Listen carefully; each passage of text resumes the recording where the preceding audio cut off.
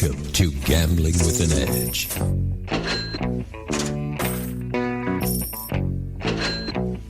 And now, here are Bob and Richard. Good afternoon. Welcome to Gambling with an Edge. I'm Bob Dancer. And I'm Richard Munchkin. Today, we are celebrating the 23rd annual Blackjack Ball. We're joined by longtime host of the ball, Max Rubin, and winner of this year's Grosjean Cup, Tony S., which goes to the player that wins the overall skills competition. Max and Tony, welcome to Gambling with an Edge. Great to be here. Hi, Bob. Nice to be back. On these shows, we usually also invite the newest inductee to the Blackjack Hall of Fame, who was voted in at the ball. This year, it went to Rob Reitzen. Due to scheduling problems, Rob couldn't make it at this particular time, and Richard and I are looking forward to interviewing him in the near future. Okay, Max Rubin, you've been hosting these Blackjack Balls since the mid-1990s. Indeed. You're not getting any younger, nor am I. What steps have been made in the past year to make sure the Blackjack Hall of Fame keeps going on into the indefinite future? Well, not only the Blackjack Hall of Fame, but the Blackjack Ball as well. And we wanted to put together a foundation, and so that it would live on in perpetuity. When I'm gone, when everyone else is gone, we would still have possibly a museum, some other things. And so reached out and said, let's do a couple things. And the nice thing, unasked, is that Dr. Edward Thorpe sent his gambling library to us and allowed us to start a silent auction on selling his gaming library, the most of his gaming library. So we auctioned off, silent auctioned 5 of his books this year, and they were some pretty remarkable books going back to 1963 by Major Riddle, who owned the Dunes. There was there's Lawrence Revere's book, but with comments from Thorpe's comments comments. He wrote to Thorpe. Then Thorpe annotated in the columns about some of the things that Lawrence Revere happened to have said, such as that if you used his system and all you had to do is play the indices, you would have about a 3.5% edge, to which Dr. Thorpe wrote baloney in the margins. And then he said, and if you spread 1 to 2 units, you have about a 4.5% edge, to which he wrote ditto. And he also had some other annotations in there. Along with that book was a letter from Dr. Lance Humble. Yes. About he and Revere, and it talks about the two of them, and he said if there's ever a Blackjack Hall of Fame, Lawrence Revere deserves to be one of the members of that, and we included that with that book. And it was an original copy, first edition, and it was autographed to his idol, basically, from Revere to Dr. Thorpe. And it was interesting because I mentioned to Dr. Thorpe about some of the erroneous things that Mr. Revere was saying. And he said, well, Mr. Revere came up with some interesting concepts regarding bankroll and some other things that really impacted players.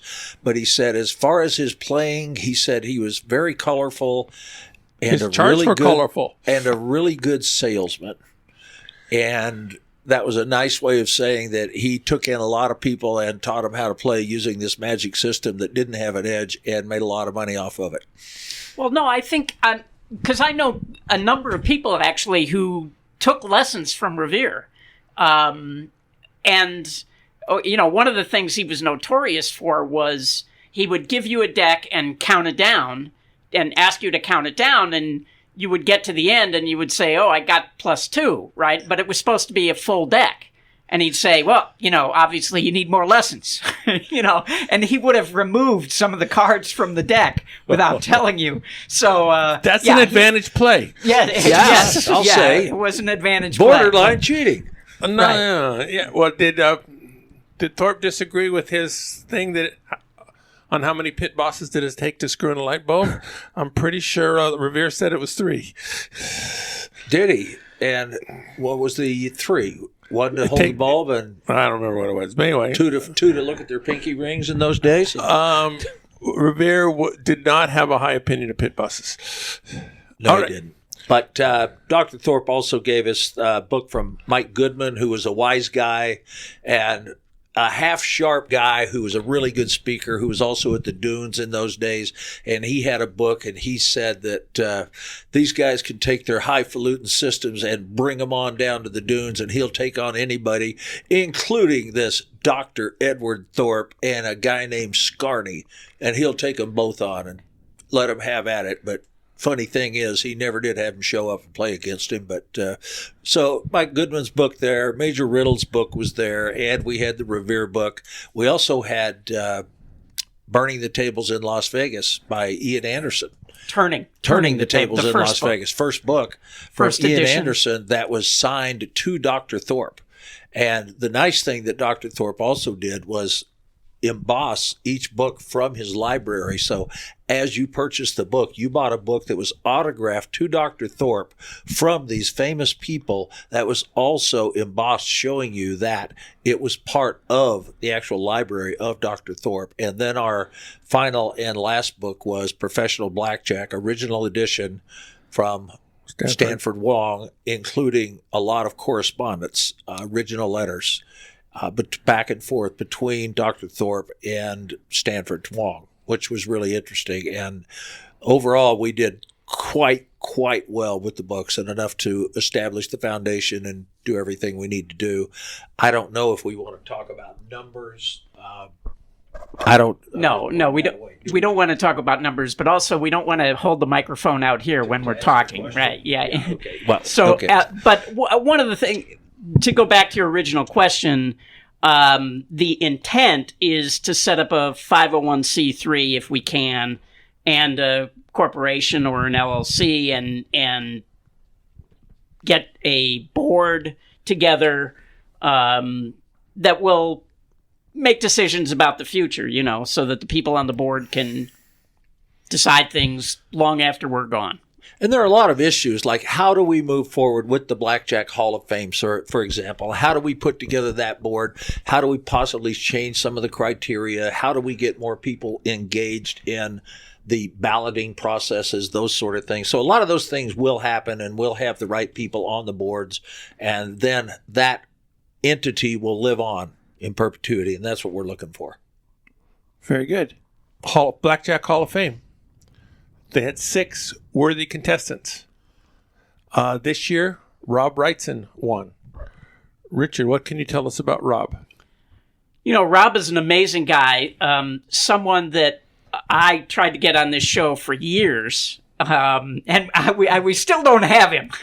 He says he's going to come, but we could probably do 8 different shows about Rob Reitzen, because he's been involved in so many really, really interesting things.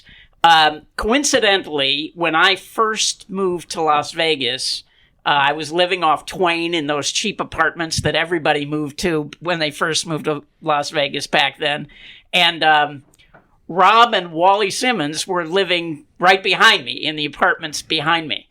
And so Rob started out as a card counter like everybody, and progressed on to many things. Just one thing that, if people want to do some Googling, you can Google Rob Reitzen, Esquire Magazine, The Hammer. And there's this amazing article written in the 90s where he was ace sequencing, and this reporter got to follow him around. He had Emilio Estevez with him, who he was trying to use as a BP to take off the money.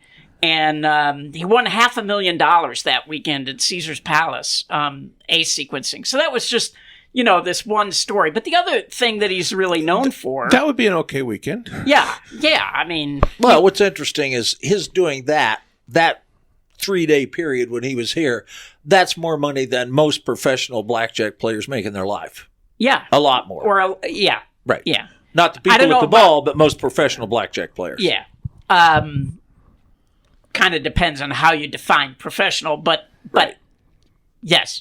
But the other thing that he's really known for too is he founded Core, which was the first big corporation to take over banking in California.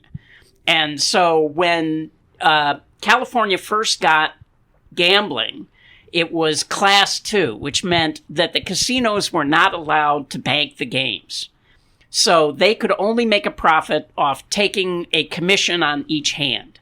So they set up a corporation and they hired all of these temp workers, and basically they had people sitting at every table with a bankroll banking the games. And they made millions and millions and millions of dollars. So that's just a little bit about Rob Reitzen. All right. Let's talk about the game of 21 questions. Every year, Max and friends come up with 21 impossible questions. This year, they were somewhat more impossible than others. They won't let Richard play or James Grosjean play because they won competition 3 times. They won't let me play because they let me submit a third of the questions. So other than that, everybody's eligible to play. It took 12 correct answers to have a shot at the finals. And what makes it a little bit sticky was one of the questions was they forgot one little word in there. Richard, what happened? So, yeah, this is quite embarrassing, but one of the question, which if you look at Bob's article on Gambling with an Edge, he's going to go in the comments and correct it, but there was a blackjack question about which hand had the best EV, and one of the hands was a 20 versus a dealer ace, and in the question it says before the dealer checks for blackjack, and it should say after the dealer has checked for blackjack. So that was a mistake in the questions, pointed out to me the next day by John Chang. And so, yeah, that was one that was incorrect there. Okay, so it took at least 12 answers out of 21 to make it, where there were 4 people with 12, and they had to be cut down to 2. There were 3 higher scores. Highest score went to Andy Block. But think about it. This is 21 questions to the smartest gamblers in the world, and you get half of them right, and you make the finals. So they were tough questions. So, Tony. Yes. You did all right with that test. So people who score well on the test usually tend to like it. Yeah. So what was your favorite question? Favorite question? There were some fun ones. I'd say my favorite one probably was the NBA one, just because it was really interesting. I was able to work out kind of a guess, but kind of an educated guess. I guess I'll read it here. It says, in a National Basketball Association game with 0.2 seconds left, the ball is out of bounds in possession of the team trailing by 2 points. The inbounding player throws the ball directly at the basket, and the ball would indeed have gone in, except one of the inbounder's teammates gently touches the ball when it is directly above the basket, 12 inches from going in. The teammate guides the ball into the basket. What happens? And it's a multiple choice. A is the inbounding team scores 3 points and wins the game. B, the inbounding team scores 2 points and sends the game into overtime. C, the inbounding team is guilty of offensive goaltending, which causes them to lose possession and the game. And D, 0.2 seconds is not enough time for any of this to happen, so time runs out before any points are scored or there's a change of possession. The inbounding team loses. So I happen to get this one right, not because I'm much of an expert in sports or NBA at all, but I do watch NBA and just kind of realized that, well, it was either going to be it's offensive goaltending, which seemed possible to me, but I didn't think you could score a basket from out of bounds, so it didn't seem like, I thought maybe it wasn't goaltending, or maybe it was going to be B, that the offensive player is allowed to touch it and guide it in from the out of bounds pass. So I did choose B, and apparently that's the right answer, that it counts as 2 points, even though well, it can't be 3 because a guy touched it right over the basket. So that one has to be out. Yeah, so I guess it was between B and C, but it just didn't seem, whatever, it didn't seem like that would be goaltending, so it was just an interesting scenario. I don't know if it's ever happened in the NBA. Who came up with this one? Yeah, and why don't teams do this is another question. Well, it has seems happened. to make all the sense in the world to do it, because take Steph Curry. You've got 0.2 left. He just shoots a beautiful typical 3-pointer. He's on even on the baseline. He could take 2 steps over from whatever range he needs, shoots a perfect shot. They have 2 guys under there. They go up. Now, what would happen if another player from another team went up and tapped it out as the ball was going in? Legal play. There's no defensive goaltending either, because it's not a legal shot. See, that would make it so much fun. It'd be like a rugby game. They could be fighting so hard to get that ball in or out of the hoop. So we're taking Mac back to his good old days. So did you have to guess? Now you guessed on that one. Were you sure about most of the others? I looked this over. There weren't any of the ones I just completely had to guess on. I actually didn't get right. I would say even the basketball one, I guess I would consider an educated guess. I wouldn't say I was certain. What else did I guess on? There's one from James Grosjean about teenage gambling, where it says this one comes from James Grosjean. Which of the following is not a legal way for a teenager to gamble in North America? A, legally betting real money on bingo at the age of 16. B, horse betting over the internet at the age of 18.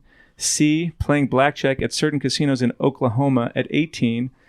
D, slug down a cocktail while playing any games they like at the age of only 18 at the casino in Quebec. E, all of these forms of teenage gambling are legal in North America right now. Or F, none of these specifically mentioned methods of teenage gambling legally exist in North America today. So there's, I guess I certainly wasn't sure which of these were legal. I was pretty sure you could play in Quebec at 18. And also drink at 18. So that seemed pretty likely, and I guessed that horse betting over the internet is legal at age 18.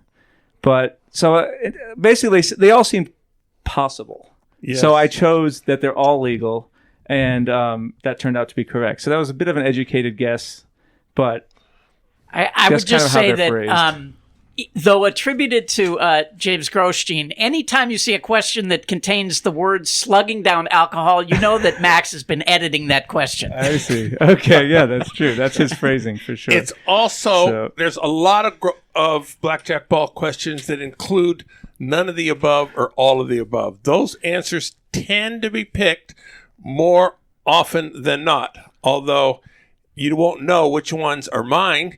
But mine has none of the above or all of the above, and that's never the right answer. So, so you have to figure out who asked the question.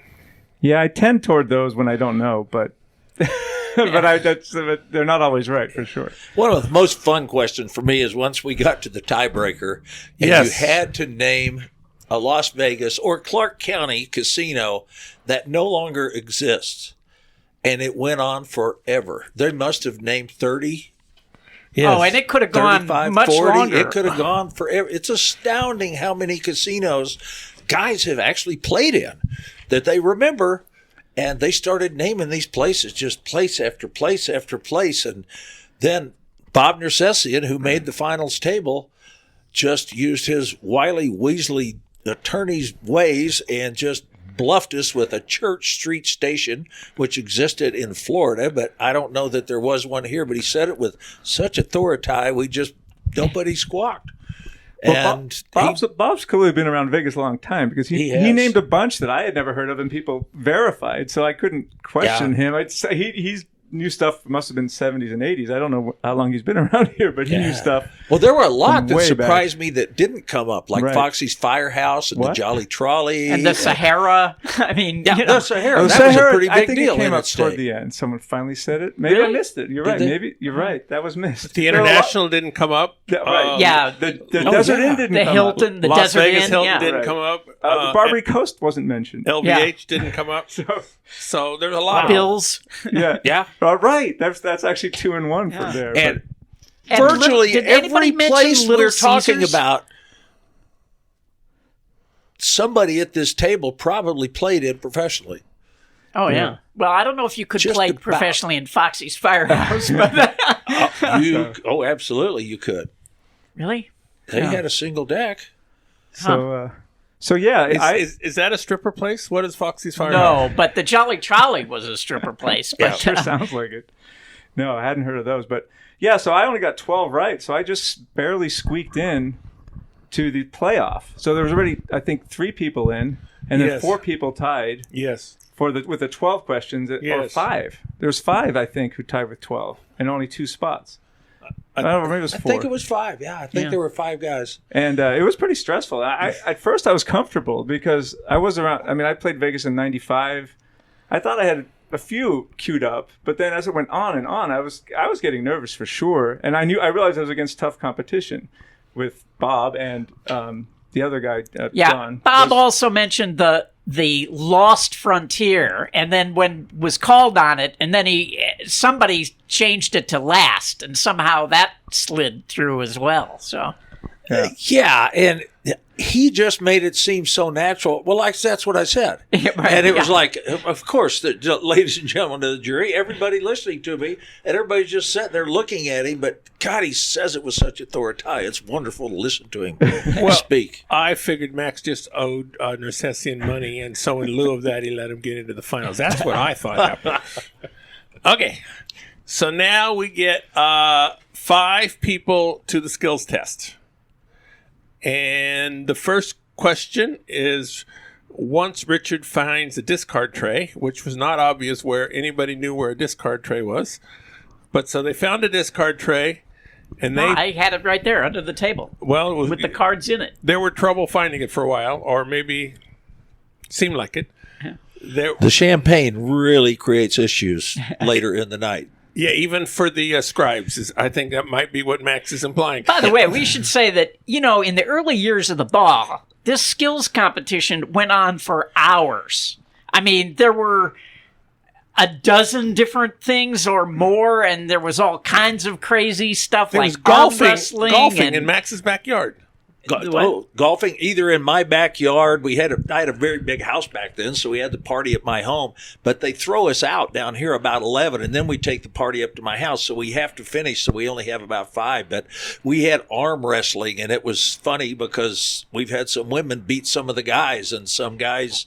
But we had everything from Wii boxing to a lot of golf things and sports Throwing things. cards into throwing a hat. cards, Throwing yeah. cards into All kinds of spittoons, weird and, stuff, There yeah. were some fun things to watch. But so now it goes very fast. Yeah. We have to get it over with to get everybody out of there. So the first question was estimate the number of cards in the stack. So are you good at that, Tony? I would think so. It's definitely a skill of card counting just for true counts, but I haven't been playing that much, and I don't know. I mean, when I'm not really practiced and it's a different set of cards, I haven't been that accurate with the last 2 times I've been up there, but I was close enough, fortunately. I don't remember. How far off were you? I was up. It was interesting. I was off by 10 along with 2 other people. There was a 3-way tie being off by 10 cards. Huh. And then the one who got first was Bob Nersesian. Yeah, which that's was interesting. surprising. And then somebody got way off. So I might take a look, knowing it's Nersesian, wondering where that discard tray was for maybe 10 minutes in the restroom or something, just in case he made the finals table. It may have walked downstairs for a little while. Sorry, Bob, but Max you're an trusts attorney. every lawyer. It's like that's just the way it goes. Yeah, that's their job. So All anyway, he hit it on the number. No. No, but he was much closer than the He other. was. I think he yeah. was off by 3 or 4. And who went down first? Was a big player? Yeah, but Big players. there's 2 players who asked not to be identified other than by pseudonyms. Sure. So one is Big Player and one is Henry, and they went out in first and second. Okay. So we're not really identifying much any further Okay. because they're still players. Okay, there was another question which I thought was the most interesting question. James Grosjean cut out of a standard deck of cards a 1-inch square of the center of the picture cards. So the kings, queens, and jacks, all 4 suits. So there's 12 of them. And you had to get what rank they were. And if you got the rank, then the suit mattered. The suit didn't matter by itself because frequently they're just a heart stream across the vest. And the surprising thing about it is the median score was negative because you got points off if you were wrong. So if you just sit there and go, this is way too complicated, I don't want to even mess with it, well, then you would have moved on. Well, yeah, I was completely befuddled by that. You may not. I mean, I've looked at cards most of my life, both in poker and blackjack, but I've never paid attention to what the face card details look like right in the middle there. Yet there are guys in the room that would score 100 on that. Right. Well, test. probably hole carders, and that's the one thing I've never really done. That's certainly not the part of the card you're looking at for hole carding. That's also. Sometimes it is. Yes, it is. That's Okay. all you can see. Really? Yeah, sometimes You you just must see. know what it is. I see. Yeah. Oh, absolutely. Why would you see the middle? I guess I can imagine. Yeah, I don't why- know. Because why wouldn't that's you see the because corner? it's called the squeeze move when the dealer takes the cards out and you can't see the corners, you can't see the tops, and they squeeze the card as they move it over, and all you can see is the bow and the belly of the card, and you have to be able to identify the difference between a jack and a queen and a 3-card poker. That's means important. a lot. Yeah. So you need to know what that is. If you are playing, let's say, Mississippi stud, might make a difference if something happened to be a queen of spades versus a king of hearts, depending on if you happen to have a king in your hand or whatever it may happen to have been. So it's a great skill to know, and you will go blind trying to learn it. Yeah. It's hard. Well, I'll just say that that was absolutely lucky on my part to get past that. That we were down to 3 people at that point, and I was completely befuddled. I mean, I looked a little bit. I came up with a strategy which probably wasn't that great, which was, well, probably the jacks are the least ornate, right? You'd think kings and queens are ornate, so I ended up labeling probably 5 cards jack. Actually, at the end, I was like, oh no, I labeled 5 of them jack. Only 4 of them could be, but I ended up with a total of +1 point because it was negative when you got one wrong.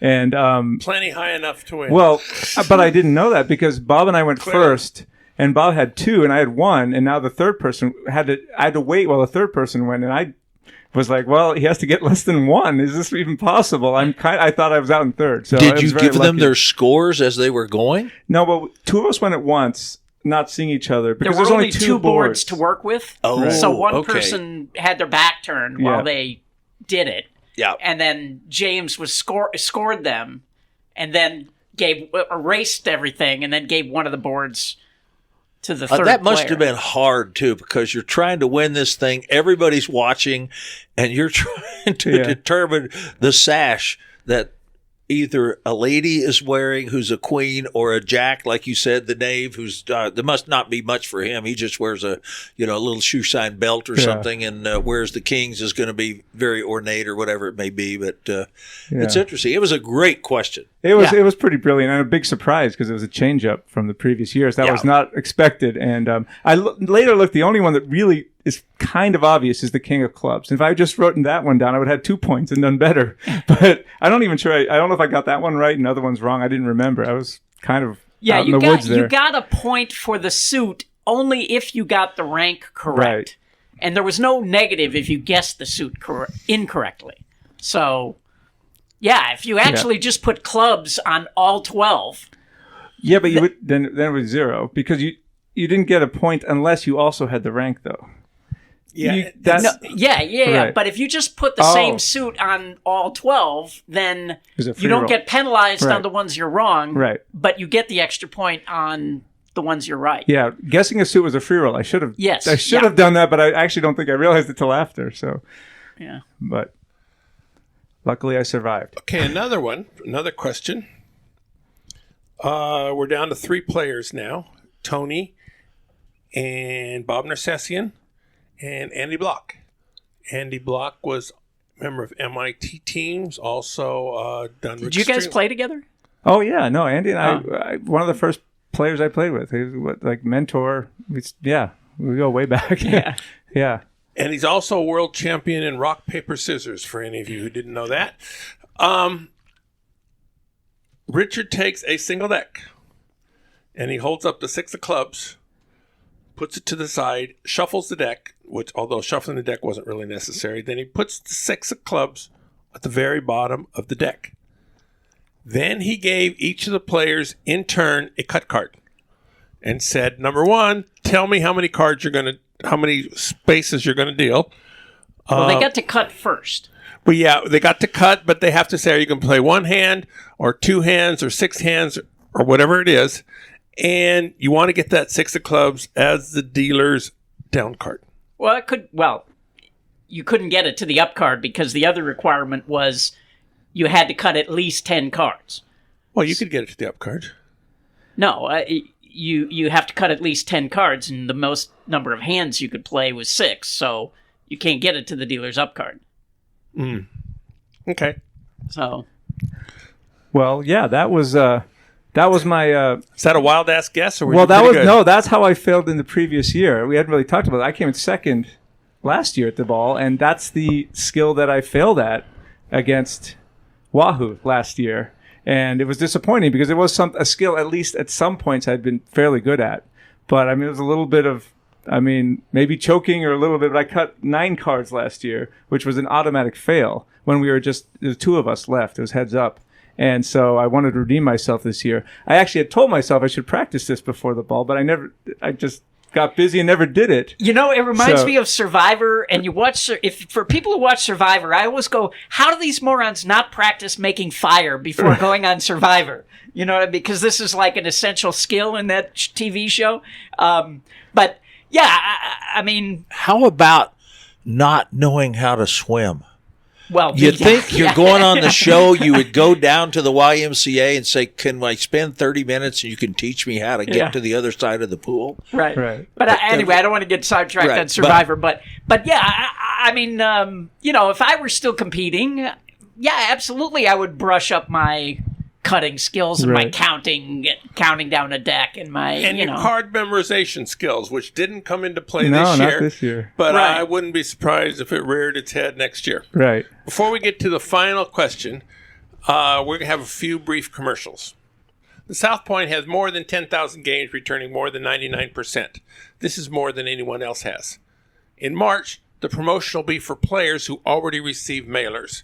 Instead of getting your usual amount of money 4 times, Tuesdays through Thursdays, you pick up free play Monday, Tuesday, or Wednesday. And if you do, you get an identical amount on Friday or Saturday of the same week. Pick up all 8 offerings of free play, and you get an additional twice as much one on Monday, April 1st. No fooling. We are down to our very last free video poker class. It is what video poker players should know about slot clubs. It is going to be on March 12th at noon. It's the difference between various casinos returning more in cash back or better foods or have better mailers or offer bowling alleys or whatever it is. They differ a lot. No casino is one size fits all. And so this gives players a way to recognize the different possibilities. At videopoker.com, it's the best place to play lots of games. If you sign up for the gold membership, $8.95 a month or $79.95 a year, this allows you to get correction on most of the games. The game of the week is 100 play draw poker with Super Times Pay. Super Times Pay is a game, a 6 coins per line game, where it's played like normal video poker, except on average, once every 15 hands, you get a multiplier.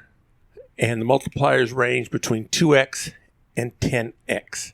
The game adds about 0.25% to the overall return to the game. You do not need to learn new strategy. There's a slightly higher multiplier, a slightly higher variance, but the game is a lot of fun and it has been very popular. All right, we are back talking with Max Rubin and Tony S. We are in the final table at the Blackjack Ball. We are down to Tony and Bob Nersesian, who we've already ragged on considerably tonight. Let me just rag on him a little bit more. Oh, well, go ahead. Because so the final test is counting down a double deck. Yes. And he just complained about that he wasn't a card counter. I'm like, Bob, it's the Blackjack Ball. And you're in the Hall of Fame, Bob.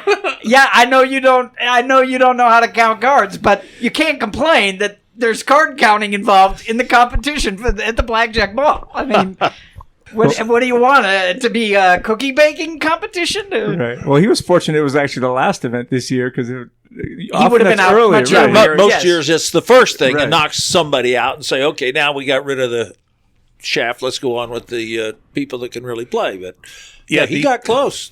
Yeah, the year I was a shaft, I had not practiced counting cards for 20 years, and I was against regular players. So so at the time it's also a speed contest. If you were correct, then you moved on. If you were incorrect, you didn't. So as soon as I did it, I slammed the deck down and said, no, my count is 0. And so it was not a terrible strategy. It turned out that Richard came up with the wrong count. And Max informed him, and Richard shook his head because I was really sure. And then Richard scanned the deck, and somebody had put 2 Jack of Hearts in the middle of the deck. So they decided that, yeah, okay, Richard, it counts. And Richard ended up winning that year. But that was, things happen. But yes, they do. So when you're hauling cards from the house back down to the party place and back and forth, and it's just astounding. And sometimes people will reach in and play with the cards. Yeah, and you just or sort of grab them nervous on habit. the side, and then you're playing the game, and you go, "What just happened? Where are the cards?" Oh, yeah, like you have the deck set up in a particular arrangement for something, and then somebody was just playing with the cards. Yeah, seemed like a good idea at the time. Yeah. So 0 wasn't the right guess for the count? Or yeah, that year it was close. The count was +5. But okay. But anyway, I blew out quickly, which was probably the appropriate result. But so Bob had no idea even what counting was. There were 3 cards picked out, and the numbers are either, +1, 0, or -1. Bob comes up with the count of -6, which is... Well, no, you could have +or -3 or +or -2 or whatever. I know, but you can't have +6 on 3 cards.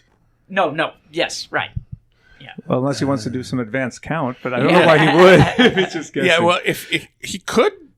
Yeah, there are better counts to use than high-low. Well, there are, but we typically say how many know. more big cards than little cards. Well, actually, what I say now is you can use whatever count you want. Just at the end, you have to tell me what your count is and what it means. So if your count is +6 and you're counting 5s as +2 and whatever, that's fine. You just have to tell me ahead of time, and then so we can figure out if your answer is correct or not. Well, we actually saw that in action last year with one of the smarter people I know on the planet, your brother, who counted the deck right and announced it wrong and fought that he was right because it was a -2, and he said it's a -2, so there's 2 more little cards here.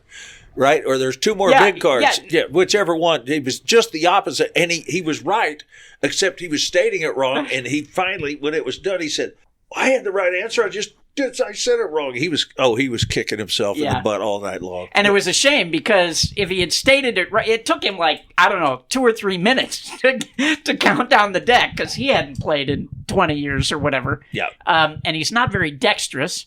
But he did have it right, and others at the table had incorrect counts. So he actually would have gone forward, even though he was way slower than everybody else. Yeah.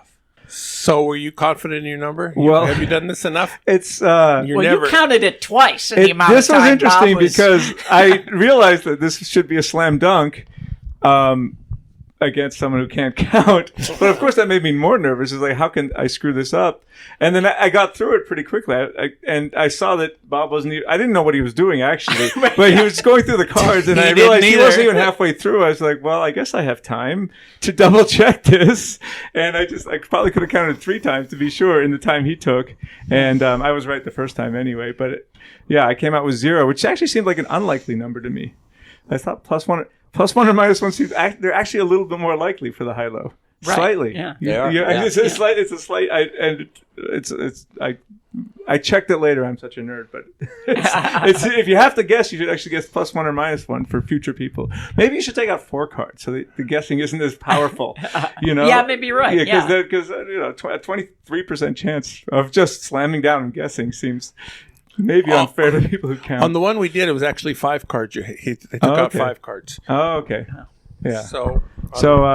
I luckily didn't choke on that one and came out ahead. So I was definitely lucky on the Grosjean face card thing. And then once it got down to counting cards, yeah, I'm not that practiced, but I'm still pretty. And what are Fast you ahead. doing with your 80-pound trophy? 15-liter Nebuchadnezzar of Bel Air Rose Champagne. Well, I am honored and happy to get this beautiful trophy that I guess Don Johnson needs to be thanked for acquiring that for me. So For sure. What am I going to do with it? That's the question. Yeah, and do you have my phone number? I do not. I had a couple suggestions for, I think, still thinking about it.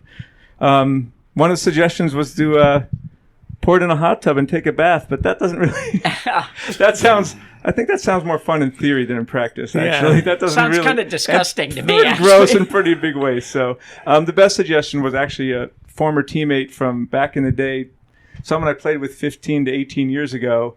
Said she's been trying to arrange a reunion of some of the people we played with back then, and we should all get together, and this would be a great centerpiece, and we certainly should be able to get enough people together to open that up. Although I need to find out, how do you open that thing? I mean, I guess the cork will come out, but then how do you pour it? It's got a huge opening. Don said that in the clubs they have two guys who Right. come to pour it. 'Cause Right. I need mean, some instruction. Or Well, Munchkin, you guys open one this year at so the I party? was going to say, you Okay. could start a new tradition. Continue a new tradition. Yes. So and it's we've- not a throwaway because it's an engraved bottle. The bottle Oh, yeah. itself costs well over $1,000, well over a couple yeah. thousand actually. So Yeah. So there is, depending on when the ball is now, there has been this AP ski trip that happens. It's supposed to happen in between the Super Bowl and the ball. So people come here for the Super Bowl, go on this ski trip, then come back for the ball, and it's all in 1 week period. And so this year, Wahoo was on the ski trip, and he brought the champagne, and they opened it up and drank the whole bottle up on the ski trip. but you weren't So- there, Richard. You didn't see this You in know action. what? I don't like champagne. Oh, and you don't like so skiing? I didn't go for I was on the trip. I just Oh. didn't go for the drinking of the champagne because Okay. it was happening late at night, and do you know if they guzzled it all in one night? I believe they did. Did But, they? Yeah, it would be hard to keep in a refrigerator unless No. you had a.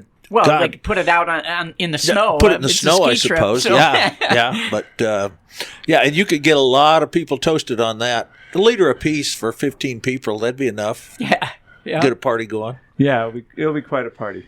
Yeah, But actually, that sounds like a great idea, is to have a team reunion. And Yeah, that would be a fun way to because you definitely have to get a party together. It's not something you could, it would just be wasted on even a small group. So, yeah, and as Max was saying, that even after it's drunk, even after it's poured out, the trophy, the bottle itself is a great trophy. I'm so really jealous happy. of those bottles. Yeah. I so want to compete just to get one of those freaking bottles. Right. And yours, you have, the best one because it got signed by all the Hall of Fame members. I was going to were mention there. that was Max's suggestion. that's- And everyone who was at your after party, at Richard's after party, all the Hall of Famers who were present that day signed it in silver Sharpie. Max's suggestion. I think it was wonderful. It's great. Ed Thorpe, Max, and James, and Don, and Richard. I also did that with John Chang was there, so he I probably bought did it. John signed it. original copies of Ed Thorpe's Beat the Dealer, had him sign them, and then we had some Hall of Famers sign them, and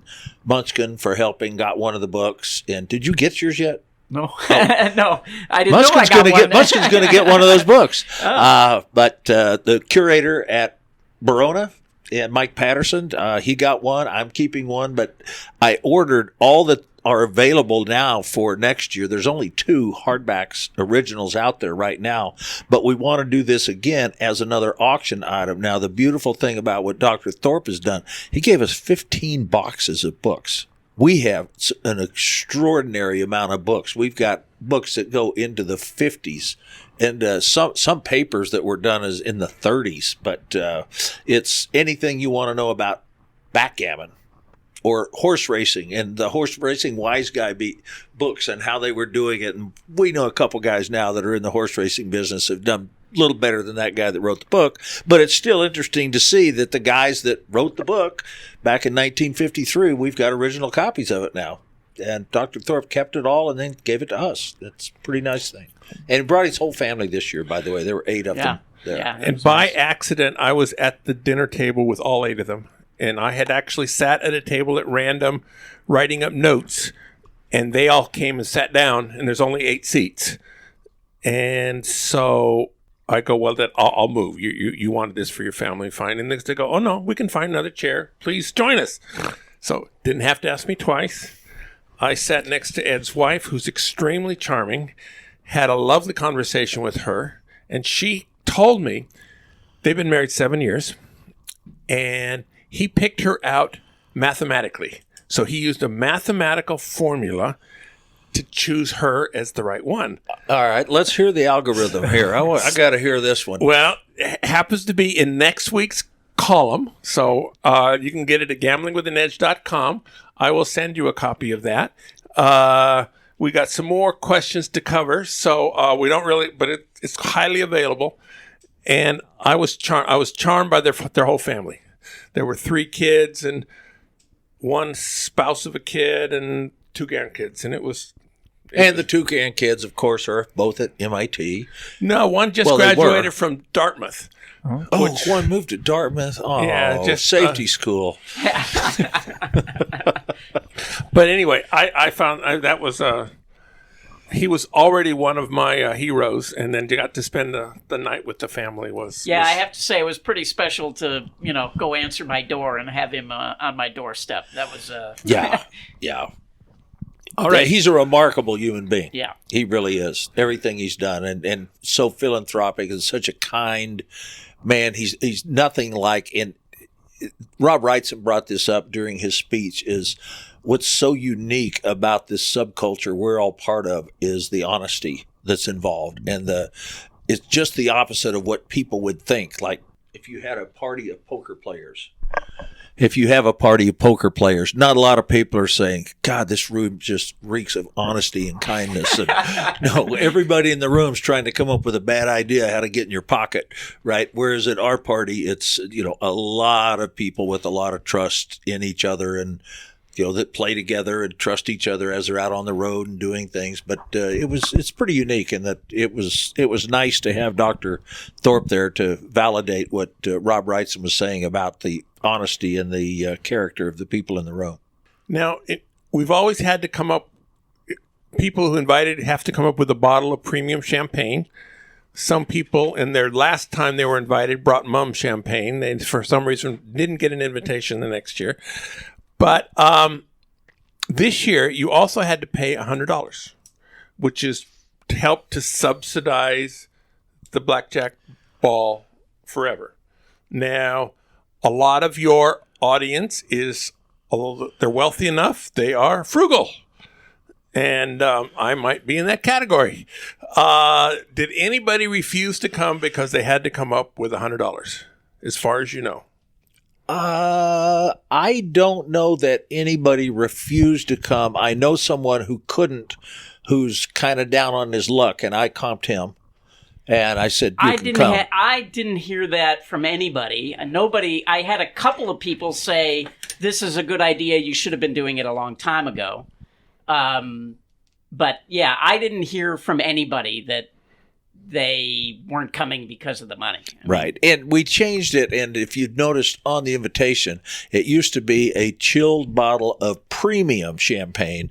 Now it's a chilled bottle of quality champagne. So we got a lot. We had some mums, we had Vouvet, we had those, but we weren't overloaded with, like at the end of the night, we didn't have extra Dom that we used during the rest of the year for other blackjack things. We didn't have extra crystals, that sort of thing, but we had Vouvets and still Tsarina, which is a big thing out there now. And, there's still really nice champagnes, but if you're paying the $100, you don't feel quite as obligated to bring a bottle of Dom if you don't want. But a lot of people still brought Dom and they drank it.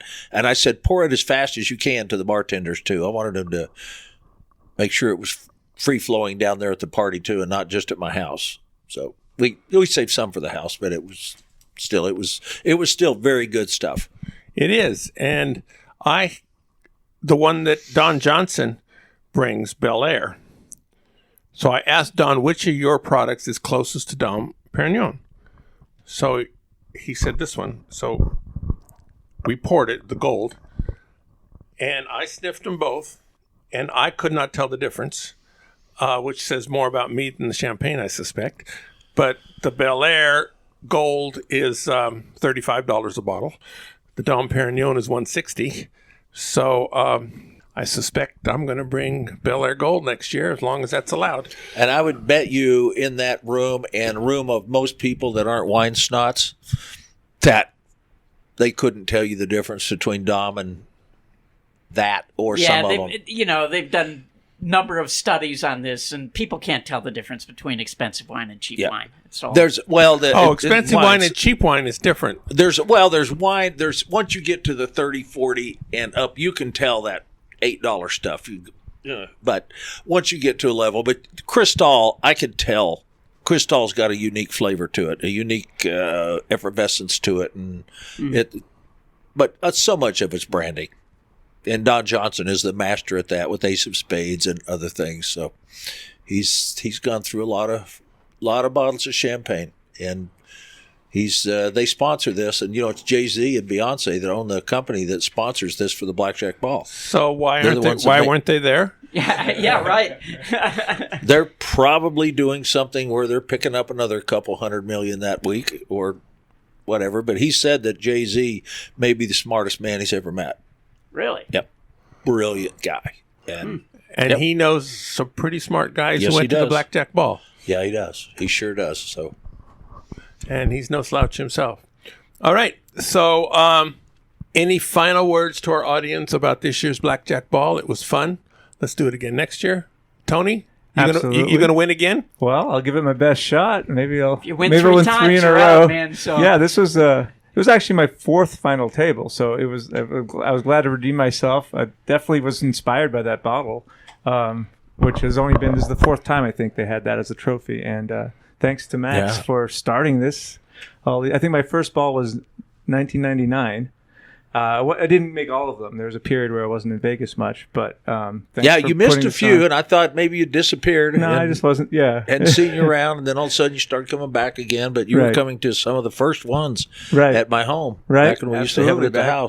Those were great fun. Yeah, and it's always been it's been a great time all those years, and it was fabulous. It was great to win it. I was really happy. So, the great thing is there's this safe harbor for people to get together in anonymity still. I mean, people know who they are among each other, but nobody's sharing that with the rest of the world. So people can do that. You just can't do it. You couldn't say, we're all going to meet at Caesars, but don't tell where we're going to be at Caesars. Well, you can bet they would have APBs and bolos out, and they would have a picture of everybody before the party was over coming out of a suite or something. So it's a good thing, and it's pretty rare. And then Munchkin, of course, has the after party at his house the second day, and everybody gets to see each other for 2 days. It's a pretty good thing, and it's wonderful.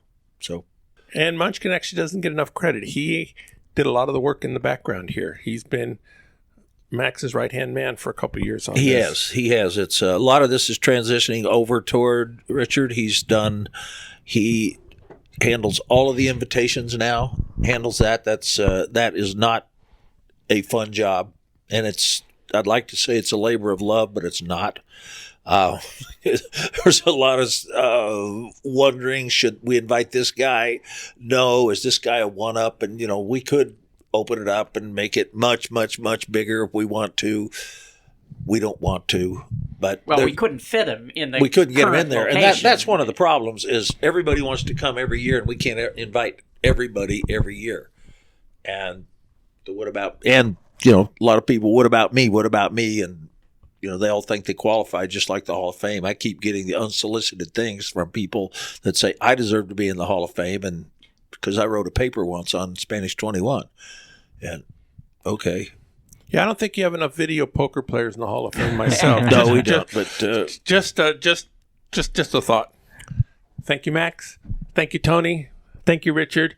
Go out and hit lots of royal flushes, everybody. Good day. Thank you.